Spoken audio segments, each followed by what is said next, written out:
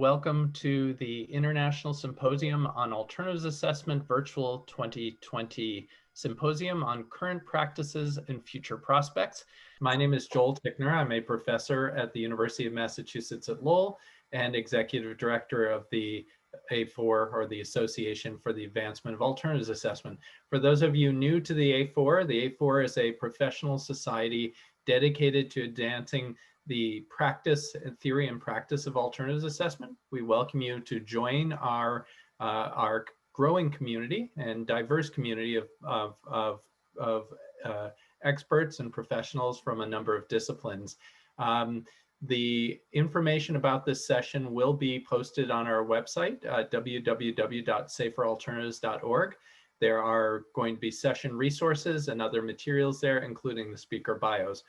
I would like to thank our sponsors again for their generous support of us over the last many years, and of course of this symposium, including the Washington State Department of Ecology, the Oregon State Department of Environmental Quality, the National Institute for Environmental Health Sciences, the Angus Chemical Company, Tox Services, and Seventh Generation.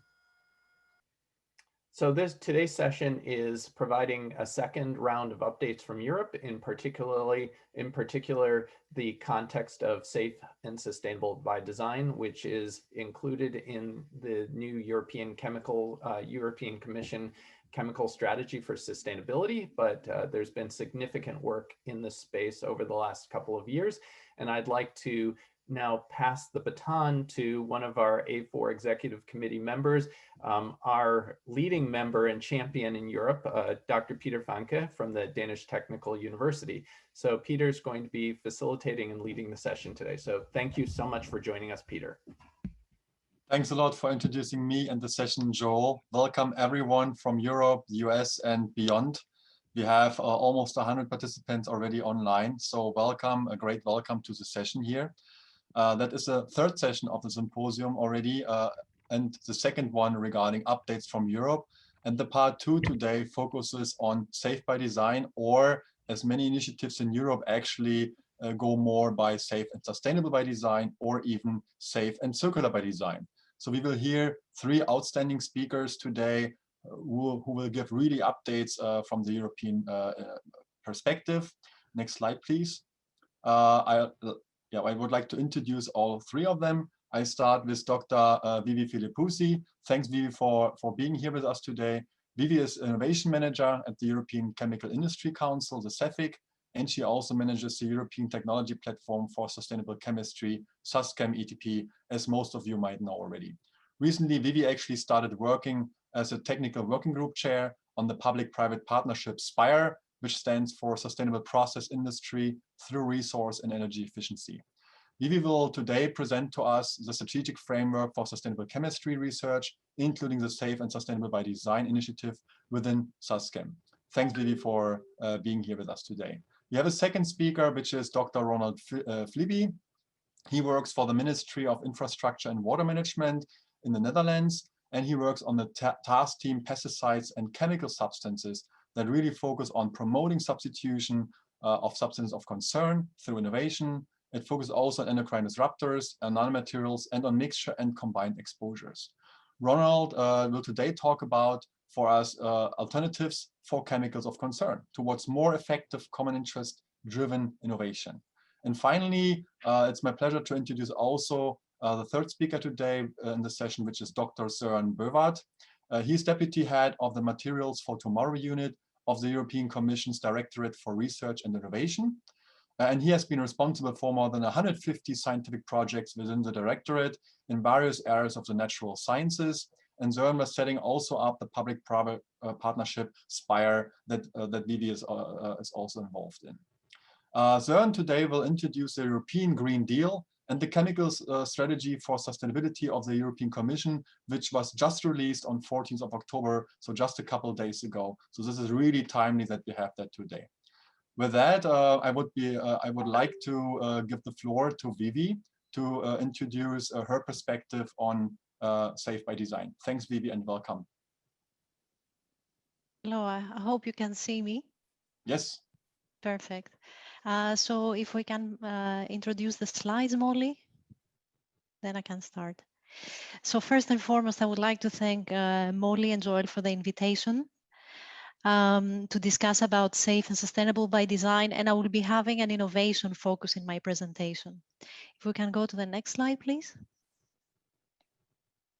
So I will briefly introduce about SASCEM, which is a European technology platform where we have worked recently on a SASCEM strategic research and innovation agenda, which indeed included priorities for safe and sustainable by design.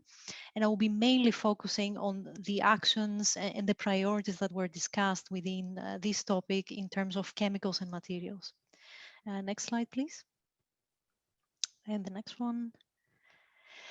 So SASCEM is a European technology platform. We have overall focus on sustainable chemistry and industrial biotechnology, and we have a dual role under it. So on the one hand, we are a multi-stakeholders forum, which does not only include industry, but also SMEs, startups, academia as well. And we try to promote knowledge transfer across Europe when it comes to topics relevant to sustainable chemistry and industrial biotech.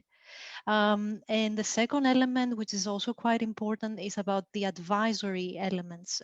So we look at technology priorities, being a little bit of a tech radar within Europe. Where does innovation funding is needed? And then try to promote this through white papers and R&DI agendas, such as the SIRA that I'm going to introduce shortly.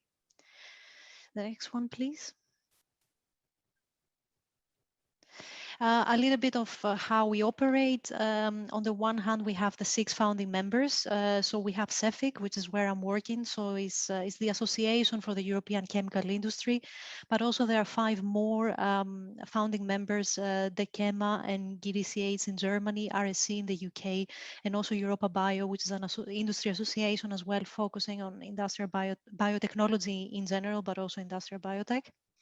And then what you see below is that we have a SASCEM board, which includes this kind of representation of industry, academia, SMEs and so on. But also what you see there as a footnote is that we continue to have links with DG GROW and DG RTD. So it's basically parts of the European Commission that they work on growth and also research and development. So on the next slide, what I try to showcase is that on the one hand, we are based in Brussels, like the Secretariat is based in Brussels, but we try to connect with 17 countries across Europe in order to kind of bridge national and EU priorities. And our national technology platforms, they contributed also in the topics that we have included in the SIRA, in the Strategic Research and Innovation Agenda, mainly by also bringing links to SMEs, but also academia across Europe. So then I move on with the next slide, which showcases where is the focus when I talk about sustainable chemistry and industrial biotech. So we look at where are the priorities in advanced materials, but also advanced processes, where are the needs and the opportunities, let's say, for sustainable chemistry. But also recently we had a strong focus on digital technologies. So the digitalization of the chemical sector is something which is of high priority at the moment to contribute in the low carbon economy and the circular economy, moving towards an energy mix and a feedstock mix towards the future. So that is being recognized. But of course, we need both digital and physical technologies in the future. So we should not forget about this. Also, in addition to materials, processes, and digital, what we try to acknowledge is that there are some horizontal topics, such as education and skills development, but also sustainability assessment innovation, that are quite horizontal and they have an impact in all of the 3 above pillars. And then within this, we also recognized in the document and in other documents that will be coming in the future, I guess, that there is also the need to think about safety and sustainability at the same time. So this is where we also introduced the safe by design. Back then, the terminology that was used was safe by design. But as Joel mentioned before, now we move more and more towards safe and sustainable by design.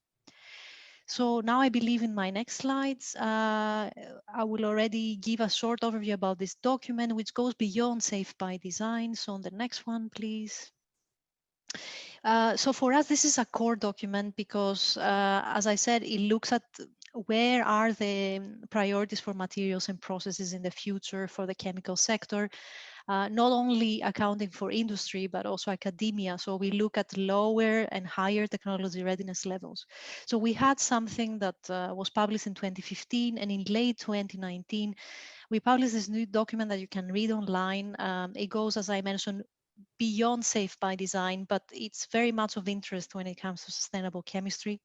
And we try to link on the SDGs in terms of impact of those technologies to be developed, but also links to Horizon Europe, which is a new European funding program that is meant to start in 2021. So on the next slide, please. What you see here, it appears in the first pages of the document, is what we have basically three overarching and interconnected priorities. And then along those three, we have a number of priorities outlined in a 200 plus pages document. But all of the technologies are meant to be contributing along those three pillars. You see the low carbon economy being there, circular economy, and also environmental and human health. And what you see there being highlighted is that safe by design appears mentioned in both environmental and human health, but also circular economy and resource efficiency. And below, kind of holding these pillars, of course, you see again the education and skills capacity and sustainability assessment. And digital is there because of the horizontal, let's say, holistic impact that it has. And the next one. And one more, please. So now I'm going to move a little bit the focus on safe and sustainable by design, giving a bit of background of why this is becoming increasingly important. In CEFIC, we have published a few months before actually the SASCHEM 0 was published, what you find online as the molecule managers. It was published in June 2018. So what the document looks at is more or less the 2050 path for the chemical sector and the chemical industry. And within this document, there were some megatrends, as they call them. So on the one hand, we have the rising population and economic growth, but also this is linked with an increasing volume of chemicals and chemical intensive products. So what you see there being quoted is the 2050 forecast that the global chemical industry production is going to triple by mid-century. This is making it clear that there is an enhanced need not only to move towards ensure a sustainable use of natural resources, whether this is feedstock and raw materials, but also how to improve on safety and the overall sustainability of chemicals, but also on materials, on products, on processes, on markets. And this becomes even more complex as we are having this global transition to circular economy. So these mega trends in growth, they make this topic even more important. On the next one, please. What I have here is about the, as I mentioned in the last point before, about the circular economy. It makes the situation a bit more complex because we want to have toxic-free cycles. And also the involvement of the chemical sector becomes important because on the one hand, the chemical industry produces products and solutions for the chemical sector, but also there are a lot of them that they're coming from the chemical sector with strong links with many others. You can think about construction, textiles, you name it.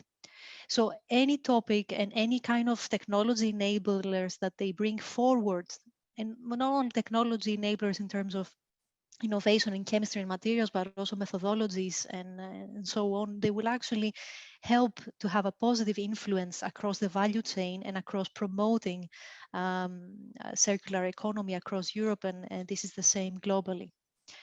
The next one, please. So this is to introduce, because the two previous one, as I mentioned on the title, is innovation in a rapidly changing environment. we have the megatrends, then we have the circular economy transition, but we have also to bring forward the fact that Europe has been looking into policies and into initiatives that are actually going to bring forward the concept of safe and sustainable by design. On the one hand, you may have heard that EU has a Green Deal, and within this, it's being referenced as zero pollution ambition for a toxic-free environment. Under the same, let's say, umbrella or concept, we have recently the publication of chemical strategy linked with the European Chemical Strategy for Sustainability. It was indeed published a couple of weeks ago. And the objectives of this strategy is to try to protect citizens and the environment, but also boost innovation of safe and sustainable chemicals. So this is very positive to see. This initiative is new and is also very important for Europe because it's going to prioritize prevention and substitution, redefine the chemicals policy in Europe. It will be a strong move towards hazard-driven restrictions, and it will bring a shift to safe and sustainable by design. Here, just as a note, how we see this is that, of course, it's safe and sustainable, but safety for humans and ecotoxicology should come first. And then we need to look at all the different sustainability drivers and criteria. But what is also important is to try to harmonize on criteria and assessment methodologies. The next one.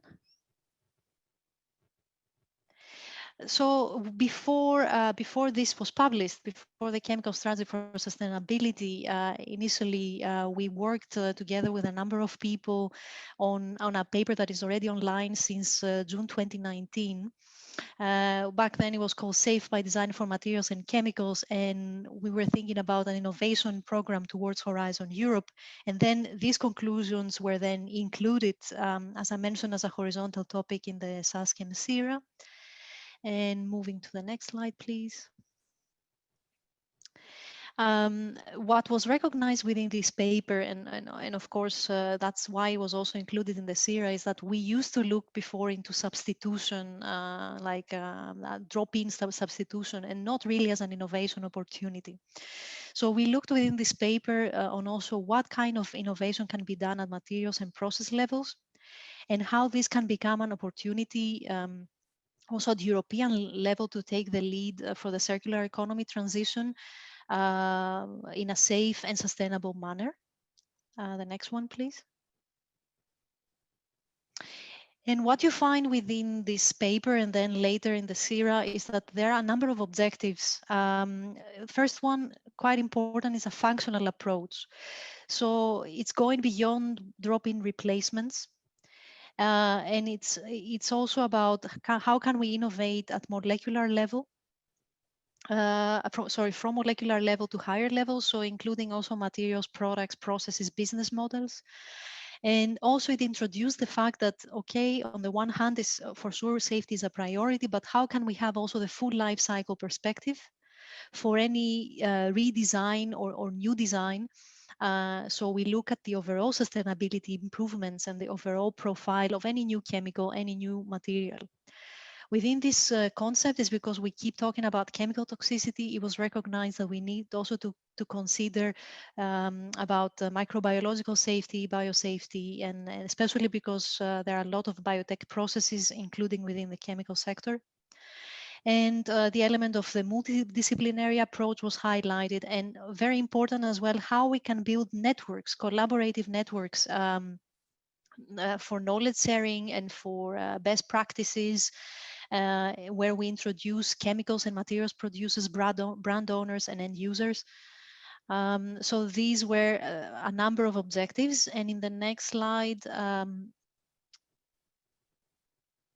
there is an actions overview. So then to address these objectives, there were three key directions in terms of actions. So on the one hand, we need to perform research, development, and innovation driven by functionality, which is relevant to materials, formulations, and industrial processes. But then also we should not forget that there are needs to do methodology development and improvement. for any kind of new design or redesign of chemicals and materials, and then also creating this enabling environment, this networks formation, and also the development of the relevant education and skills. So moving to the next one. Yeah, I mean, the document itself is quite lengthy and it has specific recommendations across what we call materials, processes, and formulation interventions. So what we try to do there is to have some thematic areas. What you see below each, for example, for materials, water, grease, and dirt repellents, fire safety, plasticizing, where there are hard to solve safety concerns. We recognize that the list there is not being exhaustive, but yeah, we try to focus on where we thought there are some problems already and give some examples of how and where the focus could be. As I mentioned, the focus is functional substitution and also to try to avoid any kind of regrettable substitution. And if we go to the next one. Yeah, this is just an example. I'm not sure that I have time to go through all the details, but what we try to do on each of these areas that were chosen as currently being more problematic perhaps than others is to show where the innovation could focus without giving specific solutions. But again, not only saying that the only solution is to take one chemical and replace it with another, but perhaps you can have a full material redesign and other approaches that are different to what was tried in the past, a little bit more innovative and than what we have seen before. And when it comes to alternative chemicals, is that we need to ensure that there are positive scores on safety and examine the overall sustainability. On the next one, please. Yeah, there are also some specific recommendations when it comes to methodology development, and that includes the accessibility to data and the criteria and targets, how we can also combine with moving more towards in silico approaches, addressing the full life cycle, and this standardization as well question that is going to arise.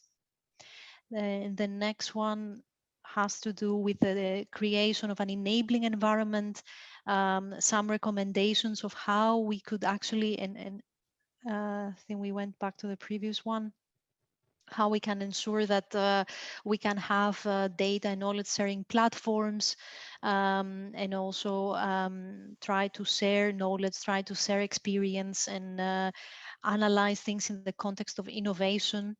And also have a landscape analysis as we begin to work with this concept, and ensure that new chemists, new toxicologists are trained as well within the concept needs.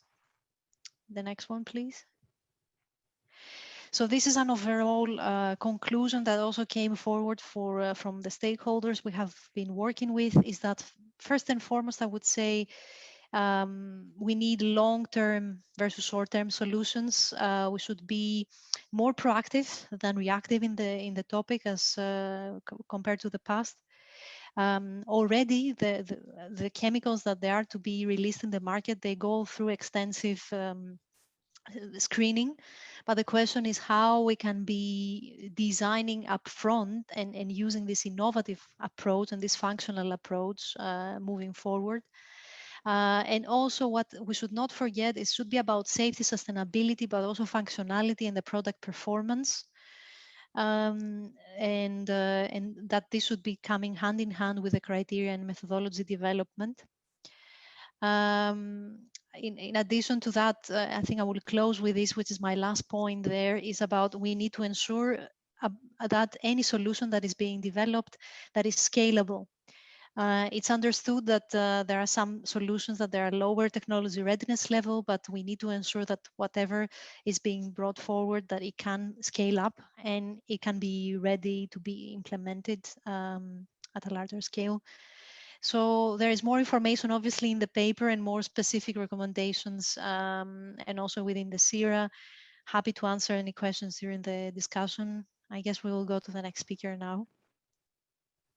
And also I have my email there in case you would like to connect.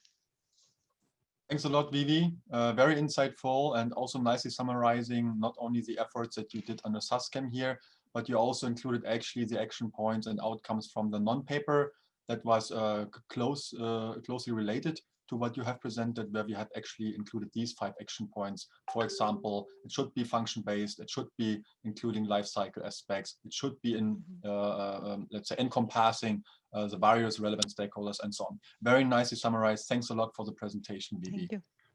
So the next speaker will be Søren Bovard.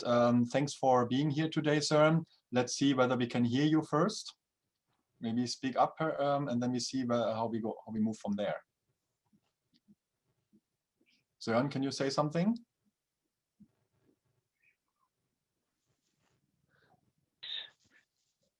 Okay, can you hear me now? Yes, perfect, Søren. Just go ahead. Floor is yours. Okay, thank you very much. Thank you very much for the invitation to be here today. It's a pleasure for me. And I'm sorry for having to do this by phone, but I will do my best to try and go ahead with this. What I would like to try and do is to give you an idea about the European Green Deal and how the chemical strategy for sustainability links up with this. So if we go to the first slide, which basically is our vision, it's quite straightforward. That we would like to see that in the next couple of years, we have a sustainable, fair and prosperous future for people and planet, which are based on the European values. By that, we mean to tackle climate change, and we expect that we will going to use approximately 35% of our total budget that goes into this. And thereby, we would also help the Sustainable Development Goals and boosting the union's competitiveness and growth. Here on the slide with the Green Deal, you can actually see the different components which are on. I hope that you're shifting the slides because I can't see that. So what we do is the European deal consists of many different aspects, but 2 of the most important ones is, as you can see on the right-hand side of it, the zero pollution ambition for a toxic-free environment, and then also to mobilize the industry for a clear and circular economy. We believe that it's important to bring these 2 aspects together to design a set of deeply transformative policies that can actually be implemented across the board. So next slide, please. The chemicals strategy for sustainability is listed on the slides, and Vivi has already mentioned many of the aspects here, so I will not go into this. I think you can read the things for yourself, but I think that it's important that it's directly a central part of this chemical strategy for sustainability, that everything that we want to do has to be safe and sustainable by design. So moving to safe and sustainable by design chemicals is crucial for human health and the environment, and R&I will lead the way. And that is a direct quote from the actual sustainability strategy. So if we go to the next slide, we can look at some of the elements which are involved in the concept that we have developed. As you can see, we have a main core which is surrounding new materials, which we hope can be safe and circular, and then they will also be compliant with the regulation. But I think that one of the really important things here is that it's also accepted by the consumers, and that they are functional. Because if we are making new materials which are not, or which do not have the functionality which we need, and also are not cost effective, then they are not going to be accepted by consumers.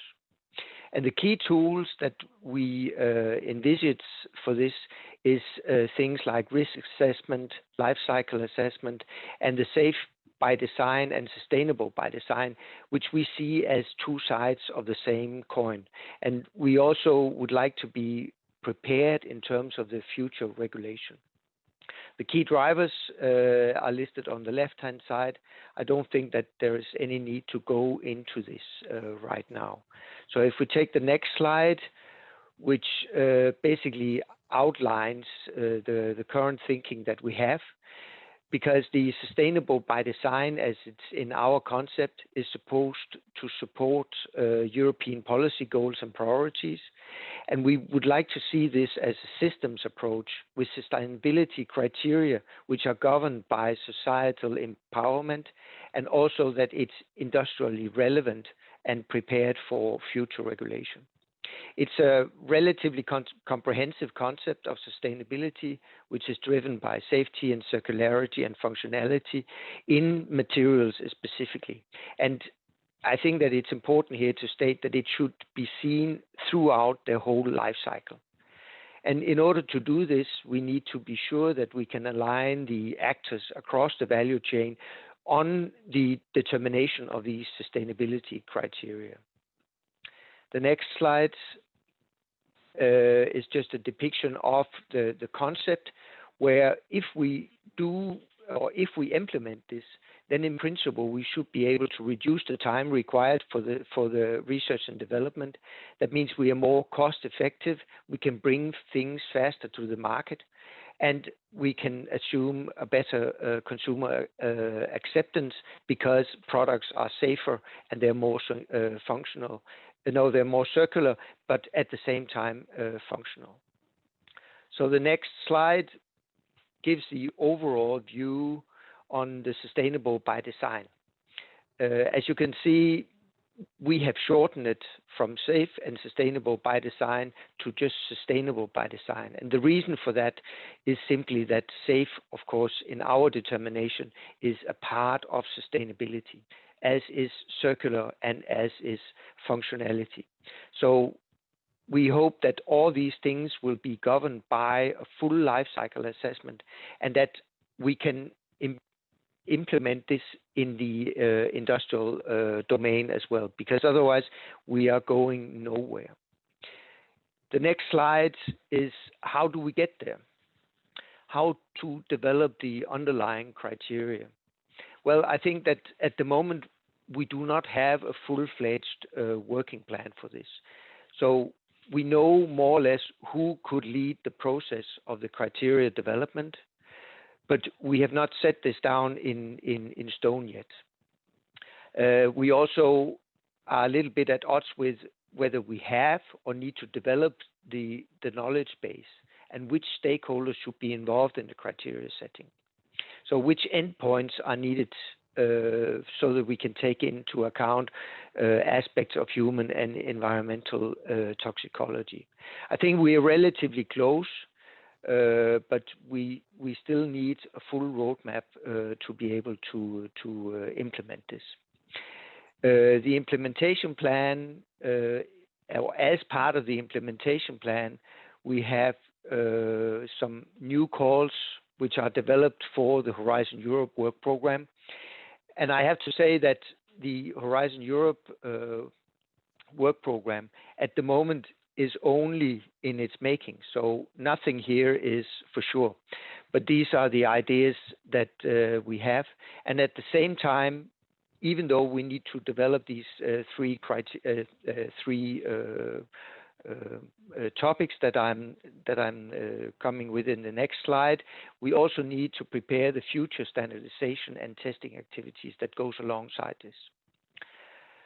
So in the next slide here, you can see the potential sustainable by design topics, which we are foreseeing for 2021-22. And the first one is safe and sustainable by design polymeric material, which is going to be a research and innovation action. Then we would like to look at cost-effective metallic coatings and engineered surfaces that can be used in an industrial setting. And then new and sustainable by design organic coatings, which includes the PFAS, which I think will be mentioned also in this discussion. But we can't do this without having a community. And we would like to see that we establish a community which is covers very widely sustainable by design materials, and that can include and support the sustainability criteria over the whole life cycle of products and processes. And in the next slide, I would like to look at the fourth topic that we have proposed, because for us, this is actually a prerequisite of being able to do this in the future also. Because if you cannot make advanced characterization methodologies to assess and predict the health and environmental risks of nanomaterials, then it's going to be very difficult for us to do this in more or less real time. So this is a very important part for us as well, even though it's not directly a part of the sustainable by design topics that we're foreseeing. And just to be sure that you know where we are in the process, we've already, in the next slide, you can see the strategic plan that gives direction to the work program. We have the horizontal or the Horizon Europe legislative package, which has already been adopted by the European Parliament and the member states. Then we have developed a strategic plan, which is already more or less ready and adapted. And at the moment, we are working very, very hard on the work program for 21-22. And some of the topics that we're working on, you just saw in the previous slides. And then when that has been adapted, then we're going to call for the proposals in the next spring. So I think that's all of it from my side, and I would be pleased to answer the questions that may come during the panel discussion. So back to you, Peter. Thanks a lot, Søren, for this very insightful presentation about this. Yeah, the latest findings from the Green Deal and how you would like to move that forward also through the regulation and funding of research and so on. Very interesting. I have already collected first questions. I have one myself even, but let's first go to the last presenter today. Ronald Flippy is on, and I'm happy that you could make it finally and technically also join us here. So the floor is yours. Please speak up so that we can see that we can hear you also. And if you have a webcam, please also turn it on. Thank you, Peter. I think I turned it on and I hope you can hear me. Okay, that's great. Everybody, very much sorry. I sort of had the starting time wrong in my head. So I've been in meetings all day and I just went for a walk outside in the rain. So that's what happened. But here I am, and now I at least missed the entirety of Phoebe's introduction, so I hope I won't tell too many things double, but just intervene, Peter, if it's too much to do. Let's start with, we can go to the next slide. Let's start with our initial thought. Well, REACH has two important goals. First is to protect health and the environment through better knowledge over the toxic properties of chemicals. And in addition to that, to enhance innovation and the competitiveness of the EU chemicals industry. And it has several instruments, but two important ones are so-called authorization, where the use of and production of a chemical needs to be stopped after a certain date. But if you can't find alternatives and you can ensure safe use, then you can ask for an authorization. And another instrument is a restriction. And we see in practice that authorizations and restrictions often lead to substitution of a very comparable chemical, which is mainly different by the fact that less is known about its toxicity, but that will be solved in due time. And the result is that this implies misinvestments for industry that later on has to go to a next chemical. And also, we do not move as fast in realizing REACH's goals as we would have liked. Next slide, please. So what we envisioned is it's better to evaluate entire groups of chemicals that have the same functionality to avoid this going from one to the next in the same group. To coordinate substance regulations with research financing and market introduction, because there's more needed than just prohibiting the use of certain chemicals to get to real market introduction of the alternatives. That means that you'll have to work together with the entire value chain and everybody else who can influence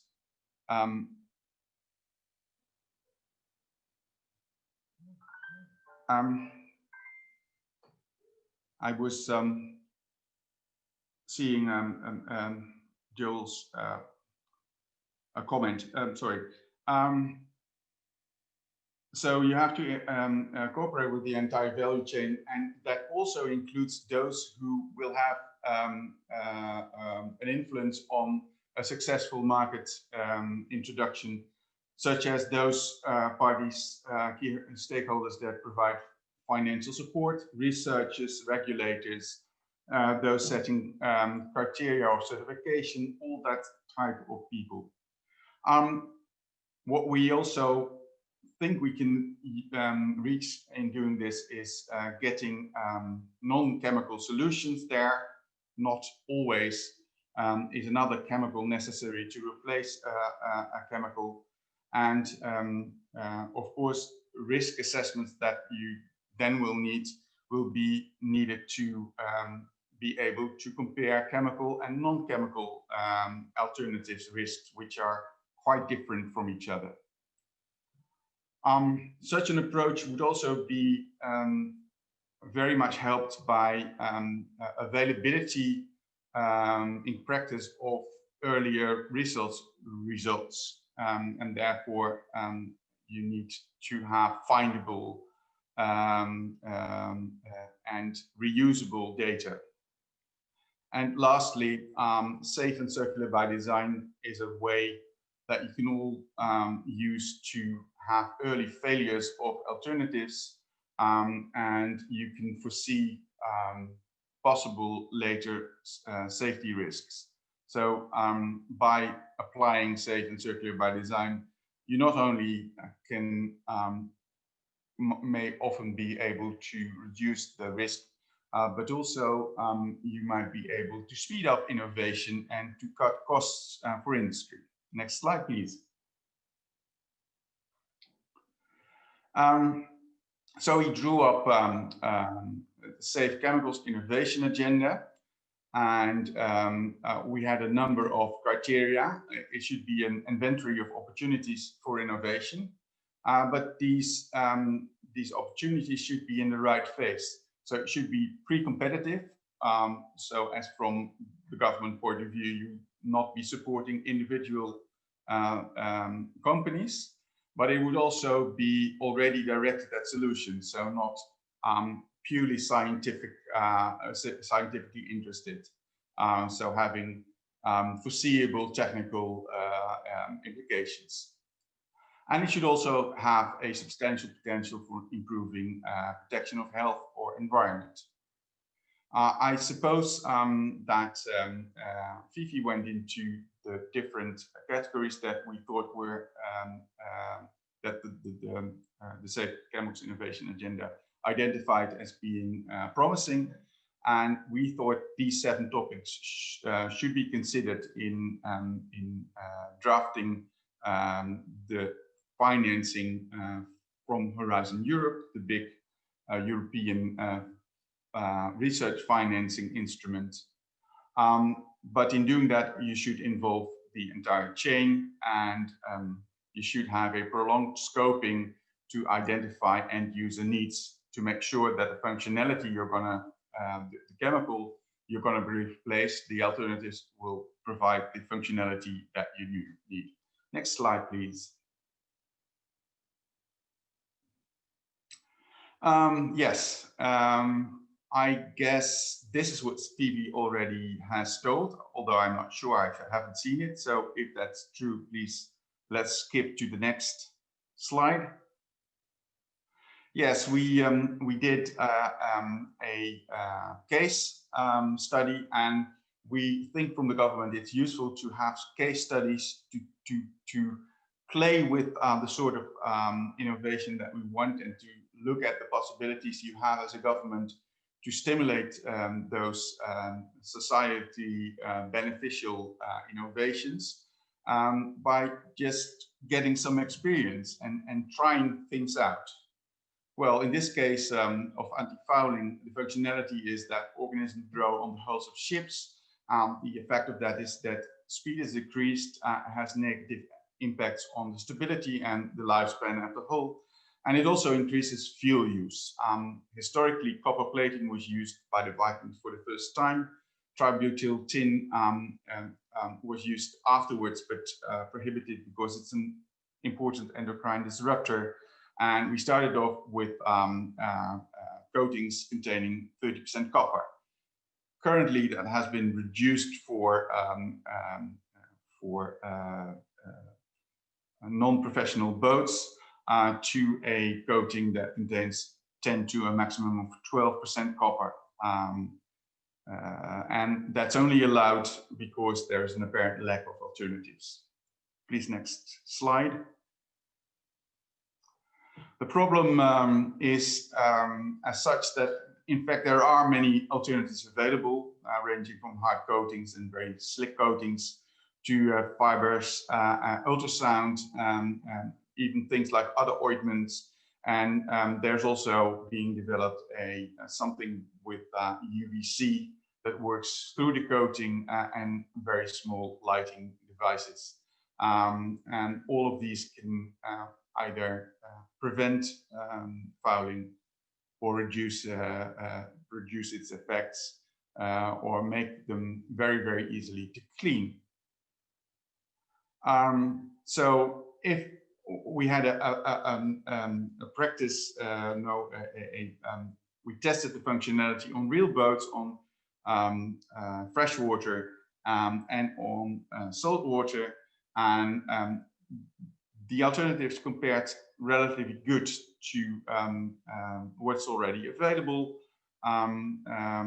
Both the currently commonly used coating and the alternatives did well on fresh water, and neither did well enough on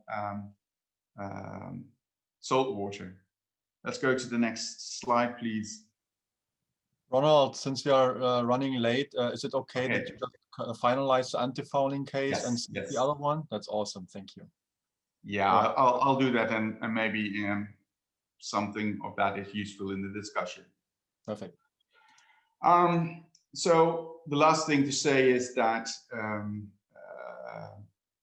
there is a difference between the current anti-fouling coating and the alternatives, and that is that it often is so that the alternatives are much easier to clean.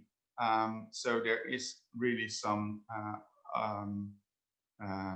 good progress made, and we think the alternatives might be very good alternatives and could be introduced. We communicated on that, and we were planning to see what the results of that would be on the opinion of boat owners, but regrettably, COVID-19 made it impossible to do this monitoring. Well, I hope this is additional information, and it will provide some interesting points for the discussion. Thank you very much.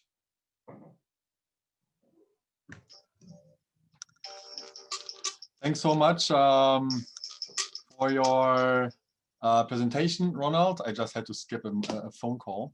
It was an interesting approach, and I would love to hear also more about the other case, but anti-fouling I remember is really your baby, your project. So it is an interesting one because it has a specific case study, and it's not just too generic. And I can see that it's really important to tailor approaches towards specific sectors and applications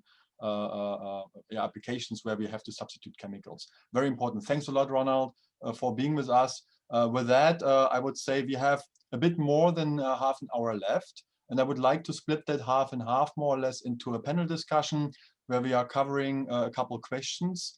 And afterwards, we have a Q&A session where where all participants, we are having between 105 and 95 here. We're coming and going. Some of them, I would like to see that are questions popping up. Please use the chat. We will see that we go through the questions in the chat, but also raise your hands if you have to say something in your participants list. You can do that next to your picture and name. So let's start with a panelist discussion first before we go through the questions from the participants. I have collected, and we have actually developed together some questions that are really interesting for us to hear the perspectives from Ronald, from Vivi, and from Søren. So keep your video on that we can see you if you like. I know Søren can't be here visually. So the first question that I would really like to ask you is what are the criteria and tools that we really need to evaluate chemicals and materials that are safe and, as you say, also sustainable by design? So how can alternative assessment and substitution in the community help in providing data and tools for this? So that is my first question, and perhaps Vivi, you start with that from the industry perspective mainly. Thank you. Yeah, indeed, that is actually, there are some current efforts also within CEFIC, because on the one hand is trying to define sustainable chemistry and sustainable chemicals, and also try to set some criteria. Obviously, when you talk about safe and sustainable, is not easy because we want no trade-offs for safety. But then when you go to the different sustainability criteria as well, the question is where can the trade-offs be? So if you design a new chemical and a new material that is actually safer, and you want it also to be sustainable, can there be any trade-offs and where those could be? So this is a difficult discussion.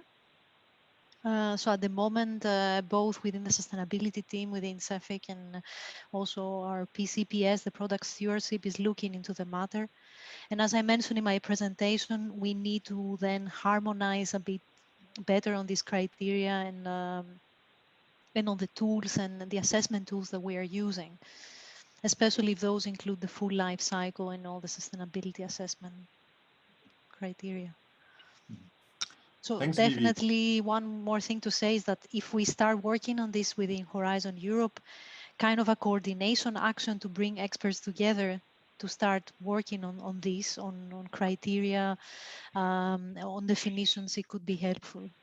Mm-hmm. Thanks a lot, Vivi. Is SASCHEM, in fact, already working on efforts where you have a working group that try to establish relevant indicators, matrix, look at data, or even define such criteria? For SASCHEM, we looked more, the more generic innovation priorities. So at the moment, we have no active white paper. It doesn't mean that this is excluded for the future. So when it comes to CEFIC, I know they're actively working on this criteria definition, and they involve sustainability experts across chemical companies. But this is more under CEFIC umbrella than the SASCHEM umbrella. Thank you, Vivi. Søren, I would also like to ask you that question, what you think, which criteria and tools are needed, maybe really from the policy making perspective, also to make really decisions that are based on function, chemical functions, and also product functions when we look into the whole life cycle. But also, what do you need from the regulatory perspective in terms of criteria and tools to really ensure that materials and chemicals in the end can be safe and sustainable, which is really a high ambition, I would say. Thank you. Well, I will try and see if I can answer that, because in reality it's not so easy to do this. I think that it's very important to understand for all of us that we are embarking on a very, very complicated and difficult journey if we really want to make sustainable and safe and sustainable by design materials. we have to create the knowledge base first. And at the moment, what we have is theoretical consideration like a concept. But we are presently missing a lot of the practical experience, even though we do have some of the data available throughout the industry, but also through academia. It's really difficult, and therefore it's really needed that we work together on this. And what we were trying to do in this context is to work on these three projects or topics that I showed before. Because if we do it like that, then along the line of working on this, then we are creating the knowledge and also part of the criteria. But alongside that, we need to develop the criteria in a systematic way. And I know that at the moment, the European Environment Agency is working on formulating some of these criteria. And what we would like to do is to discuss those both internally here in the Commission, but also with the industry, so that we can see how can we implement them together. Because if we cannot do it together, then we will never be able to get products on the market that are linked to these. So I think that we have to reach out to all the stakeholders and get them on board before we start really defining these criteria. That's not an answer, Peter, but at least it's part of the process of getting to the answer. Yeah, I fully agree, Søren, and I will have a follow-up question later, because it obviously involves several components, not just research, which can be funded under Horizon Europe, for example, but it requires also efforts for implementing, for operationalization, for data collection, maintenance, and all these efforts, which go well beyond Horizon Europe, at least on the conventional approaches, but it's very important. Let me ask Ronald first, how do you see from your side, also from the operationalization side, what are the criteria and tools that you would really need to move that forward to really meet safe and sustainable by design criteria? Thank you. Yeah, that's a very difficult question, of course, as both others have also said. I agree that trade-offs are involved here, and we need to build a sort of common approach to do that. That means we'll have to do this in a very transparent way. So I think when you start doing this, you won't do it in the same way.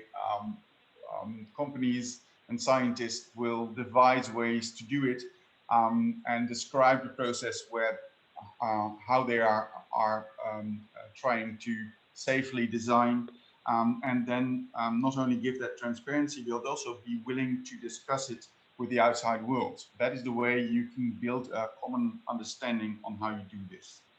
And having said that, I already implicitly explained that I think safe by design is a process. How do you do things? And it's not a character of the result. A very safe outcome can, a solution cannot be the result of safe by design, but just of chance or whatever.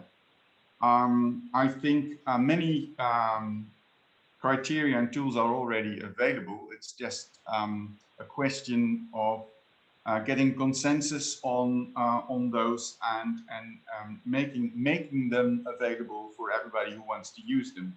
Now, RIVM, the Dutch agency, already developed a toolbox that brings together a lot of these methods and tools, and all of these have their pros and cons, and which ones are most fit depends actually on the sort of problem you're working on. So you have to choose there consciously. And I think safe by design needs something like more focused science for instance, in the shape of research schools that develop the field and discuss it. Maybe we need a special scientific journal, or maybe not entirely scientific, but a journal that brings together the people who have to do it in the companies with scientists, and this is a development that needs to take place where they meet, where they can learn from each other and yeah, together develop a practice with the theory that belongs to it. And perhaps another thing is you need to build a network.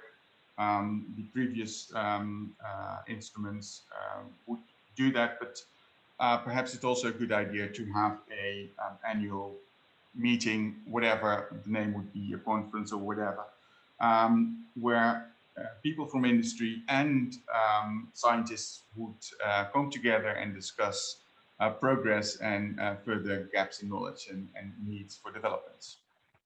That's it, Peter. Thanks a lot, Ronald. I think you made an important point with the research that we need to tailor further. I need to think on that, about that on my side, really. I mean, that the conventional research is really not enough to really make, let's say, bring it to the next level. I think that is a crucial point here. So that let us bridge that a bit towards a regulation, because I think there's hardly any substantial progress unless we really are able to connect that to the regulatory frameworks that we have here in Europe. So perhaps Søren would be the first person that I would like to pose the next question to, and that is, you're all aware that existing EU policies like REACH, what we have here for industrial chemicals, already restrict or require authorization for chemicals of concern. We have specific regulations, of course, for some plastics, for food contact materials, pesticides, and so on. But how can safe and sustainable by design really, mostly the research on that, how can it most effectively complement and support such policies? I think that is an important question. How can we not just do research, but how can we connect it the best possible way to EU research, which is really rather scattered when it comes to the various types of applications where chemicals are used in the materials? And how can it really better connect to regulatory priorities and drivers in the end for overall chemicals management? Because that is what we want when we think about non-toxic environment, zero pollution, and so on. So Søren, maybe you have a good opinion on that we can take home. Thank you, Peter. I think that it's very much in line with my answer, which I gave earlier. But I think that first and foremost, we need to get all the stakeholders together to be able to do this. I mean, not only the different services inside the European Commission, and by that I mean those that are responsible for the different parts of products coming on the market. It's not research and development or innovation only, it's also those that do the regulation, those that regulate the products on the market, and so on and so forth. And first not last, also the REACH regulation. We all need to sit down and be sure that we can implement some of these criteria which I talked about before that needs to be discussed. But I think that that's only one part of the solution, because I think that what we're looking at is a global problem, and as such we also need a global solution for that. We cannot do that without the international community chipping in on this. That means things like the OECD and other organizations that are contributing to this.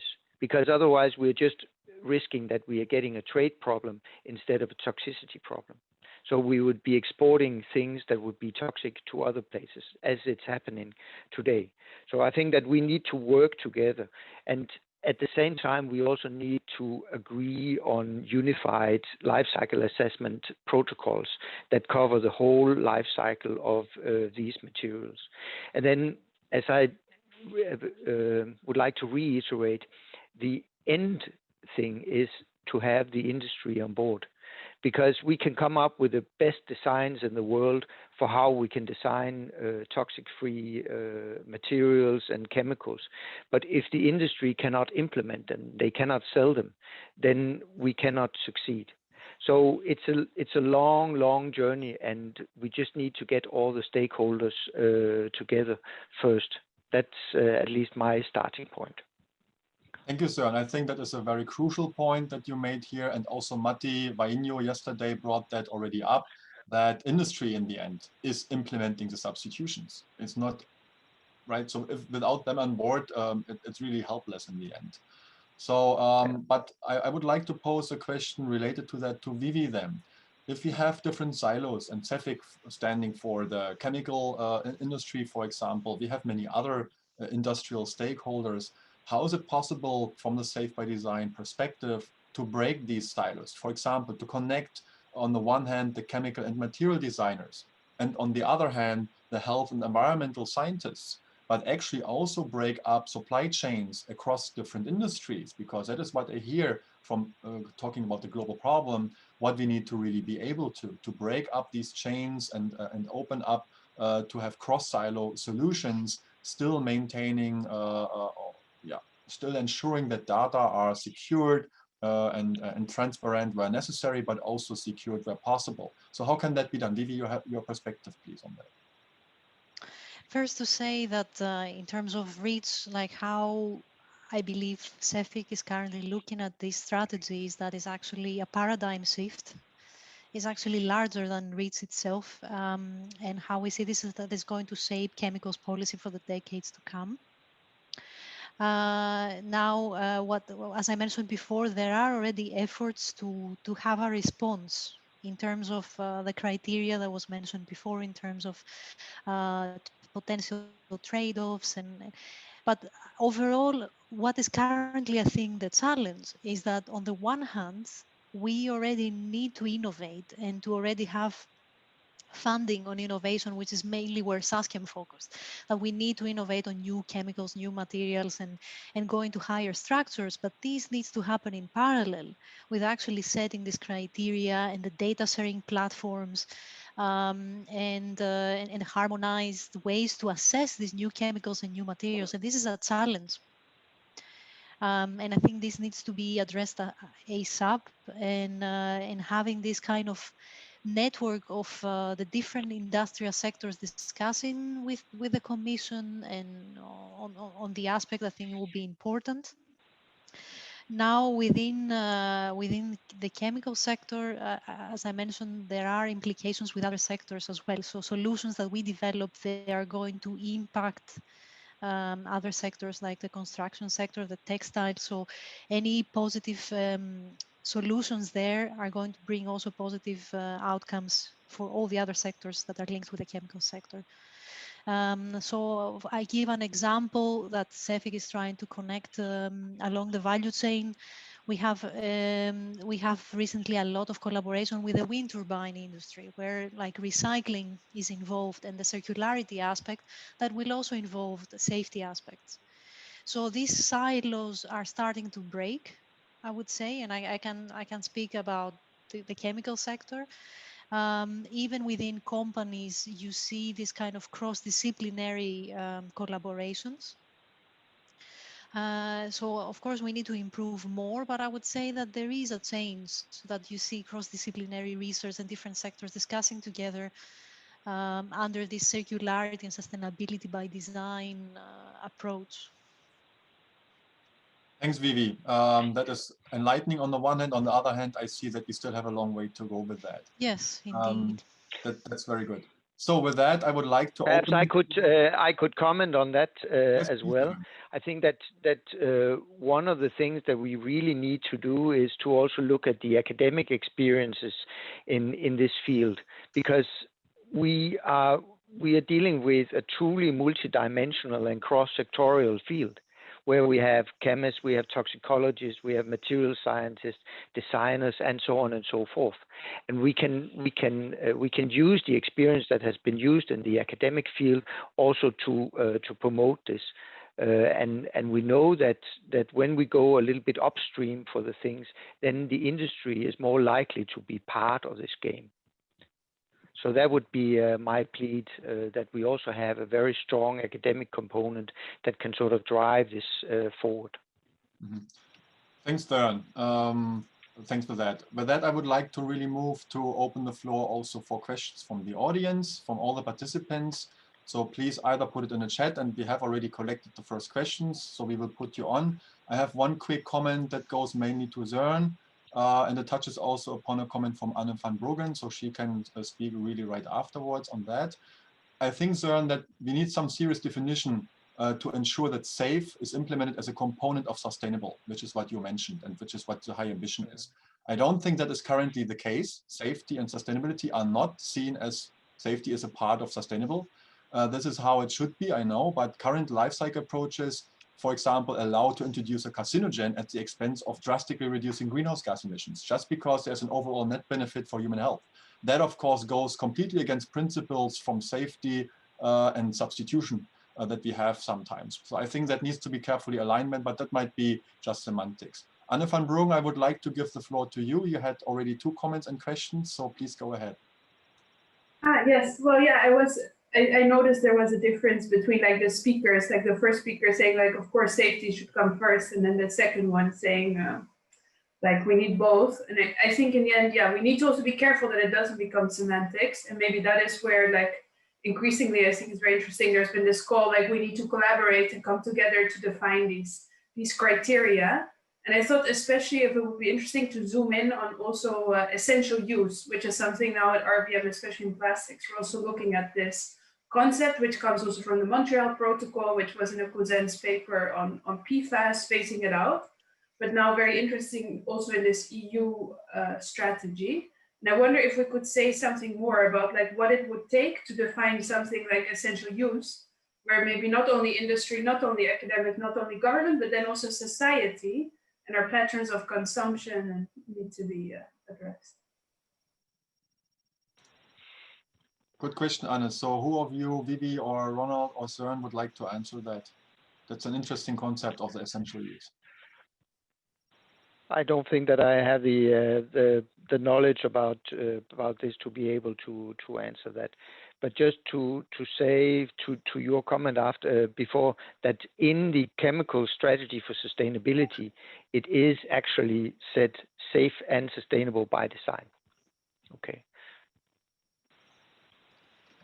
Yeah, Thanks, the one thing I can say is that, because I mentioned it indeed in my presentation, that we are looking into this also within CEFIC, and indeed the first step for us is safety. So it's safe and sustainable. So it should be safety first, ecotoxicology assessment included into that. And then we need to look in product sustainability assessment, and then we need to consider, are there any trade-offs to be made, and not on safety though. Because when you design something new, whether it's a chemical, a material, a process, you're going to have changes. And the most important thing is to design something that is safer for humans and the environment. And then, of course, try to make it more sustainable overall. But the question here is that if you look in all the different sustainability criteria, there are a lot. And how can we then introduce these trade-offs is a very difficult discussion, and I know we're having this also internally. But I agree that a definition should be there to make it clear that safety should come first. Thanks, Vivi, for your perspective on that. I think that really, cries for a clear definition of what these terms in fact mean when we talk about safe versus sustainability versus circular and so on and so on. Thanks so much. We have another question here from Dorothy Wigmore from Canada. Please speak up and show your camera if you like. There. Thank you. No, I'm sorry, I missed part of the conversation, but because too many things going on these days. But this whole thing about designing things to be, I try to use the word healthy, not just safe, because I do occupational health work. But in the Canadian context, we've got a chemicals management program that talks about risk assessment. And at the same time these days, is talking about informed substitution, and they can't get out of the risk mode. But they're still, people like me are trying to push them on the informed substitution. Joel's been, and Molly have been involved with trying to provide advice and recommendations to them. So it just seems to me there's this huge, I don't know, schizophrenic isn't the right word, but it's just sort of this, here's risk and here's informed substitution, and somehow or other we're trying to bring this together instead of being willing to talk about hazards. And so some of the stuff people have been talking about with trying to have a more global approach, mentioning OECD, the Canadian government, in my experience at least, tends to point to the OECD and say, we're just going along with the kind of thing they're doing. So what can help folks like me who are trying to push for design, healthy and safe, sustainable kinds of approaches to chemicals? Thanks, Dorothy. I think that's an important question. So let's ask the three speakers. As I understand, what is really needed is how can we better integrate existing regulatory approaches with more complementary aspects from the safe by design or substitution frameworks. So and what needs to change? It's not just that they're going to stay the same, but what needs to change so that they really can take an informed substitution approach to things, or an alternatives assessment that accounts for occupational health for a change. Thanks, Dorothy. Very good question. Ronald, or someone who would like to answer that? Well, I'm not sure that I can answer it fully, but one of the things that we can consider is we need space to experiment. So there are these strict regulatory frameworks that restrict the possibility to do experiments, but sometimes it's better to enable experiments on a limited scale. So maybe we need something that enables that, and of course you need a special regulation to do that. We've had things on different topics like that. In the Netherlands, we have had an experimentation where a law that was not about experimenting with substitution of hazardous chemicals, but with other things. But this is one thought that might be useful. Thanks, Ronald. Any additions on that, Vivi or Søren? I think that from my perspective, I sympathize with Dorothy's question here. I think that we are using a lot of different kinds of terms, informed substitution, safe and sustainable by design, which I see as two parts of the same thing. But first and foremost, I think that we need a systematic effort. We need to build this up from the bottom to make sure that what we're doing is the right thing, instead of just doing something for the sake of doing it. And of course, that takes a change of behavior, not only from our side or from the industry side, but also from the consumer side. So if the consumers are very conscious about what they do, and the industry is trying to make new products that feeds these needs, then it will, in my opinion, if we have a systematic approach and we are also in for the long haul, then we will also reach some kind of consensus where we all know what we are talking about, and also, reach safe products. Thanks, Søren. I think you made an important bridge to the consumers, which are an important driver. Veena Singla, perhaps you would like to ask a related question, because you stated that consumer acceptability is really important in this, driving this forward. So, floor is yours. Thanks so much. I really appreciate this discussion. It's been fabulous to see such aspirational and forward-looking thinking. The EU, being based in the US. So really appreciate this. And yes, I think, in terms of the criteria that have been discussed, I think the consumer acceptability stands out as being the one that's a much more subjective than when you think about, viewed as something like criteria for chemical hazard, because consumer acceptability is very malleable. It's really based on a societal or population values. It can be informed and created by marketing and advertising and other factors. And what we've seen is a historical pattern where trade-offs tend to continue to impact those who have already been disproportionately impacted. Many times it's workers and low-income and communities of color who are not part of the discussion around what is acceptable.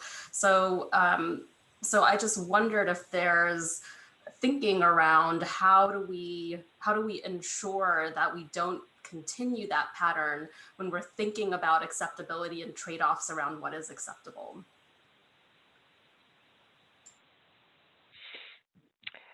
Well, it's a difficult question to answer because I think one of the major problems that we are facing when we are talking about new products and new materials in general, which are built as safe and sustainable, is that these products are unlikely to be initially able to compete with other products which are on the market. So, of course, they're either more expensive or they will be less functional in the start. And therefore, the consumer acceptance of these products and taking them in and actually buying them, even though they may have to have or to pay a slightly higher price for them, is crucial for being able to put this on the market. Because I think we all know that the industry will cater for the things that they can sell in the end. Thanks, Jan. That's obviously true. So since we are almost on top of the hour for our session, maybe the three panelists have any final comments on what is really needed to take it to the next level, to have it programmatic but sustainable and safe by design, like what we have seen for climate ambitions, for bioeconomy and other things. Can I still respond to Vina? Go ahead, Ronald. Yeah, in my presentation, there is also a few slides on a case study that I didn't discuss at all on cash receipts.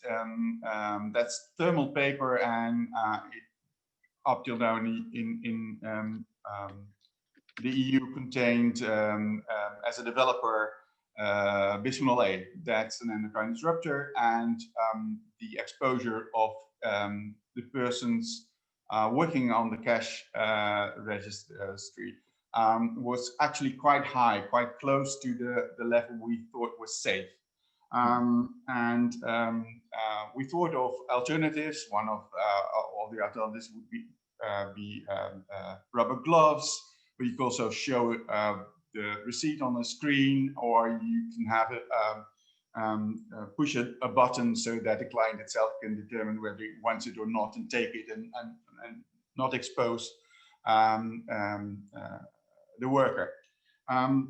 But we thought that's all nice, but let's ask the public and the shop owners what their demands are, and we did. So we got a marketing student doing interviews on this topic, and we asked what is for you the function of a cash receipt, and how do you compare a paper current cash receipt with a possible digital alternative where you have a signal that you can read with an app on your phone, and the receipt is produced on your phone. And actually, the outcome was that about 90% of the people thought it was better because less paper, which is not that much in practice, of course, no chemicals, and also they saw big pros because they can they don't lose the receipt. Particularly not if it's also a guarantee that you can get, and it gives you possibilities to better keep track of all your spendings in the different categories. So it's actually also helping So all of these were positive, and then 5% of the people said, I never asked for a cashew sheet, whatever form it has, and 5% of the people said, I don't have a cell phone. But I mean, it's this sort of things that you can try, and you can also, if the market is not doing it itself, you can also ask, where is this a function that government can do? And in this case, we thought, yes, let's just try it. That's very interesting, Ronald. I think this will come more and more, that we have really very different types of alternatives to deal with and see how we can best evaluate and compare them against each other. In summary, I think what we've heard today from the speakers and also from the audience, global efforts are really needed. All stakeholders need to be involved, and we need to be inclusive here. We need integrated life cycle-based approaches to really meet criteria, and in the end also tools to ensure safe and sustainable designed chemicals and materials, and in the end, of course, whole marketed products. That's very important. So all the material will be online on www.safealternatives.org. Thanks to the panelists for presenting today. Thanks to everyone who have joined us today.